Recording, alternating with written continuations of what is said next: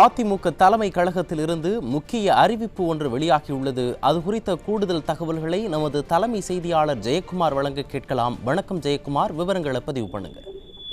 வணக்கம் கண்ணதாசன். கழக நிர்வாகிகளுக்கும் கழகத்தின் மீது பற்று கொண்டுள்ளவர்களுக்கும் அன்பு வேண்டுகோள் ஒன்று தலைமை கழக அறிவிப்பில் வெளியிடப்பட்டிருக்கிறது.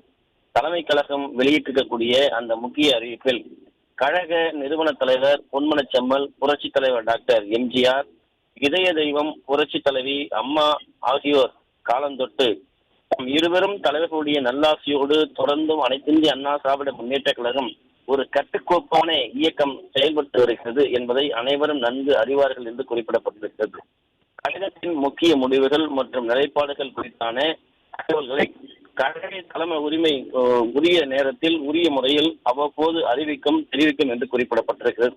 ஆகவே அனைத்திந்திய அண்ணா திராவிட முன்னேற்ற கழக தலைமை கழக நிர்வாகிகள் மற்றும் பல்வேறு நிலைகளில் பணியாற்றி வரக்கூடிய கழக நிர்வாகிகள் கழகத்தின் மீது பற்று கொண்டுள்ளவர்களும் கழகத்தினுடைய நிலைப்பாடுகள் மற்றும் செயல்பாடுகள் குறித்து எந்தவித கருத்துக்களையும் கழக தலைமையினுடைய அனுமதி பெறாமல் தொலைக்காட்சிகள், சமூக ஊடகங்கள், பத்திரிகைகள் மற்றும் இன்னும் பிற தகவல் தொடர்பு ஊடகங்களில் பேட்டி கொடுக்க வேண்டாம் என்று கேட்டுக்கொள்வதாக அனைத்திந்திய அண்ணா திராவிட முன்னேற்ற கழகத்துடைய பொதுச் செயலாளரும் சட்டமன்ற எதிர்க்கட்சி தலைவரும் முன்னாள் முதலமைச்சருமான புரட்சி தமிழர் எடப்பாடி கே பழனிசாமி அவர்களுடைய ஒப்புதலோடு தலைமை கழகம் வெளியிட்டிருக்கக்கூடிய அந்த அறிவிப்பில் தெரிவிக்கப்பட்டிருப்பது குறிப்பிடத்தக்கது. தலைமை கழகம் இன்றைக்கு முக்கிய அறிவிப்பு ஒன்றை வெளியிட்டிருக்கிறது.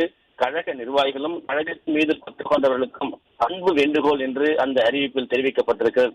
கழக நிறுவன தலைவர் பொன்மனச்செம்மல், புரட்சி தலைவர் டாக்டர் எம்ஜிஆர், இதய தெய்வம் புரட்சி தலைவி அம்மா ஆகியோருடைய காலம் பெற்று நம் இருவரும் தலைவருடைய நல்லாசியோடு தொடர்ந்து அனைத்திந்திய அண்ணா திராவிட முன்னேற்ற கழகம் ஒரு கட்டுக்கோப்பான இயக்கமாக செயல்பட்டு வருகிறது என்பதை அனைவரும் நன்கு அறிவார்கள் என்று தெரிவிக்கப்பட்டிருக்கிறது.